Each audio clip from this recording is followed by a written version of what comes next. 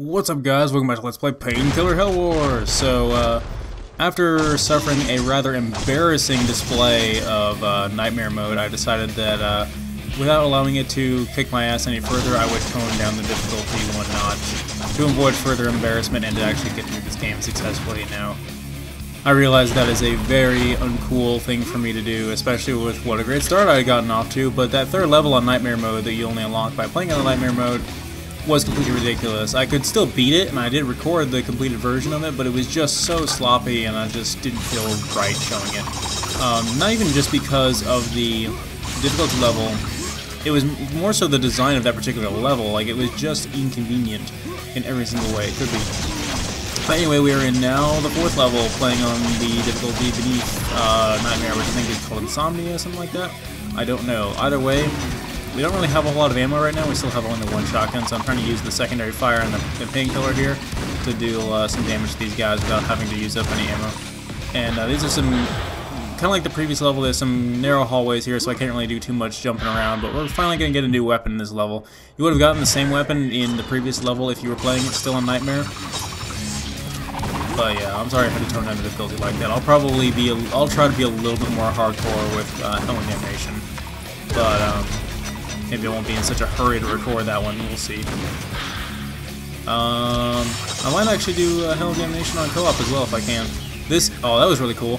Now one thing I was saying in the previous video I know is that I was debating whether or not it's possible for enemies to be killed by flying debris, which that definitely looks like what happened there, because that guy definitely got hit in the head with a piece of that coffin I just blew up, and it killed him. But other times I was saying that there just appears to be random enemies dropping dead for no reason in this stage, and I have no idea why. So we picked up a new weapon here finally, the stake gun. There's a little menu here on the Xbox version where we can go and assign our weapons to our D-pad as sort of a hotkey quick select type thing, which is awesome. This is not really the best place to give us the stake gun though, but the stake gun is awesome, and it's basically going to be our sniper rifle railgun type thing for this game, and therefore is going to be amazing. And its secondary fire is a grenade launcher. Are you not entertained yet? Like, seriously, have I not blown you away with this one weapon? And if that's not even enough, we'll just wait until we get to see some of the other weapons later on. But yeah, a scoped stake launcher with a grenade launcher on the bottom of it. That's pretty freaking awesome. And the grenade launcher is actually pretty reliable. It's got good range, good bounce, good splash damage. It behaves much like grenades do in the Quick series. These enemies have that mist I was talking about in the previous level with the one that slows you down, except these don't slow you down at all. They just deal damage, which I honestly think is less threatening than the previous ones. But we only fight them for a short while there.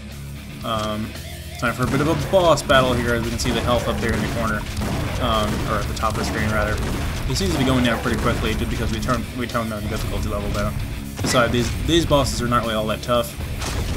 It's just when you have a boss that can't take damage from regular attacks, if you have to hit him in a unique way, that's when it gets tricky, and we're gonna fight one of those as we get closer to the 3rd set in the game, and actually the end of the 3rd set. And we'll get to that eventually, but that'll be a while. And that's going to be a fun boss. It took me a while to figure out what to do with it. Do be careful of these flying rocks coming down from him shaking the ground with his stupid attack. Or should I say, shaking rocks out of the ceiling, rather. These guys are...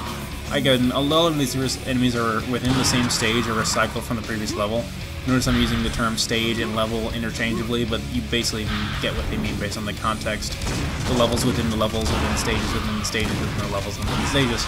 You know what I mean?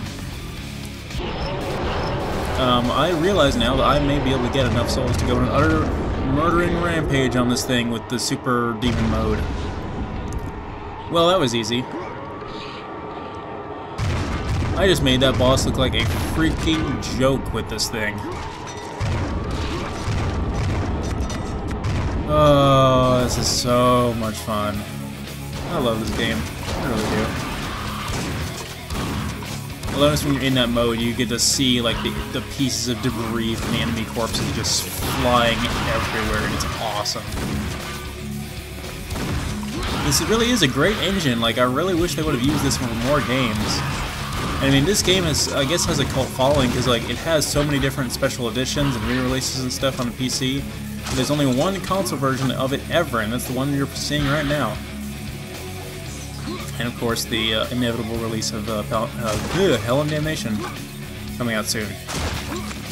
But almost had railgun there. The state gun does have a scope. I usually don't tend to use it, but if you were to pick it up in the third level there on Nightmare, you would have to use it when you first picked it up because there's enemies that are like hitting you from a distance. They're like perched up on something, and I can't remember what they're throwing at you. They might be actually shooting you with arrows, and you have to snipe them with the state gun, which is actually really annoying, and I found it much more difficult to do because the state gun, while being the closest thing to a sniper rifle we have, much more behaves like a conventional crossbow or a bow and arrow, and therefore has a decaying trajectory, and the bolts or stakes, whatever have you, arc as they travel through the air, and they'll become apparent as we fight bigger enemies at longer distances and whatnot. Another thing that's pretty impressive about this engine is the fact that it's able to show off such huge enemies like that and let the game run smoothly. Like, this game rarely has any kind of frame rate drops, and it's really great. And that's going to be even more apparent with the next generation versions with Hell and Damnation.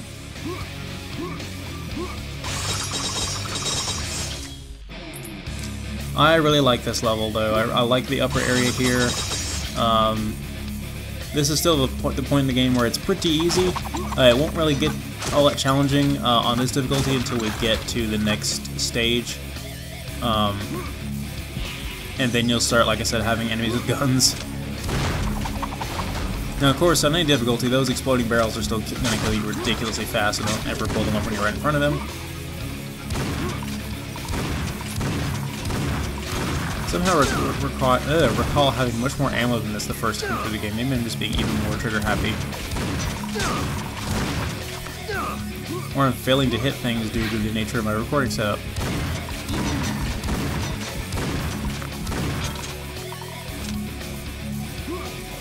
Wait for that mist to dissipate.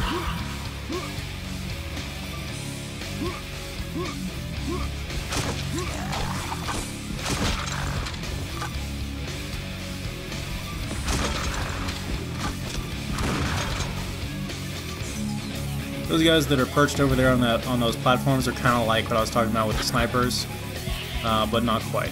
Those guys are a lot easier to hit.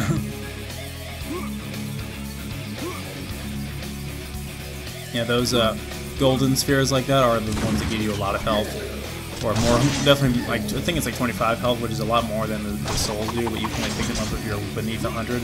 The souls you can pick up indefinitely, kind of like health in the Demon Quake games. Like the little health potions, you can pick them up indefinitely, but you can only pick up a health kit if you're below 100 health.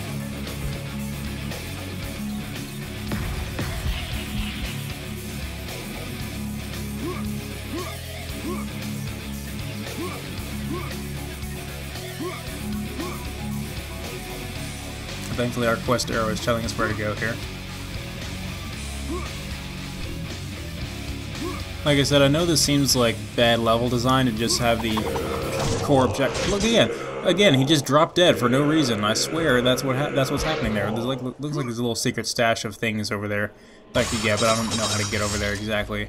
I haven't done that much exploring in this game. It might have to do with jumping down to that canyon there, but like I said, it may seem like bad level design to just have the entire premise of the level just be kill all the enemies to unlock the next area, but this game is just so much fun, and enemies are never usually placed in horribly inconvenient ways where it makes that a big deal. So, it's all good in my opinion. Take it for what you will.